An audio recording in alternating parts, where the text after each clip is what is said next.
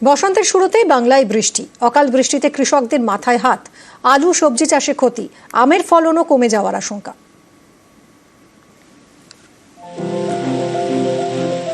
শীতের শেষ, বসন্তের শুরু, এরই মধ্যে ভিজছে বাংলা। দক্ষিণবঙ্গের বিভিন্ন জায়গায় ঝাঁপিয়ে বৃষ্টি, আর এতেই আশঙ্কা সত্যি হলো আলু চাষিদের। জমিতে জল জমেছে, মাটি ধুয়ে বেরিয়ে এসেছে আলু।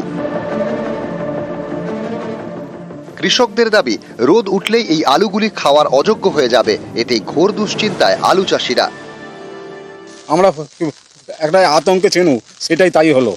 পুরো বৃষ্টিতে জল পুরো দাঁড়িয়ে আলু বেড়ে গেছে, ও আলু দাগিয়ে হয়ে যাবে, সমস্ত আলুর ক্ষতি হবে। ব্যাংকে রতনপুর ইবিআই ব্যাংক থেকে 1 লক্ষ টাকা লোন নিয়েছি।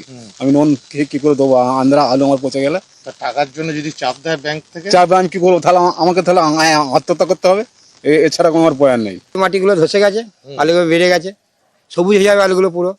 তাহলে এই আলু তো আলু কোনো কাজে লাগবে না, বিক্রি হবে না মার্কেটে। এবার আবহাওয়ার খামখেয়ালিতে আগেই কাবু ছিল আলু। নানা ধরনের রোগে নষ্ট হয় আলুর গাছ।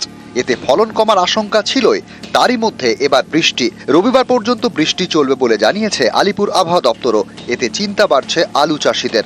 এই আলু চাষটাই সব থেকে আর্থিক চাষ আমরা মনে করি, এবং সব টাকা পয়সা এখানেই ইনভেস্ট করা হয়। আলু জমিতে জল জমতে শুরু করেছে বলেই তো নষ্ট হওয়ার চান্সটা বেশি। আলু তোলাই যাবে না, পচন ধরে একবারে সব নষ্ট হয়ে যাবে। এমনি আলুর দাম নাই, তারপরে যদি এই বৃষ্টি হয় তাহলে তো পরিস্থিতি খারাপ হয়ে যাবে। চাষি তো একবারে কি বলবো, পয়সাই তুলতে পারবে না। বুধবার দুপুরে বসিরহাট, বাদুড়িয়া, স্বরূপনগর, গাইঘাটা সহ বিভিন্ন এলাকায় ব্যাপক শিলাবৃষ্টি হয়, সঙ্গে ঝোড়ো হাওয়া।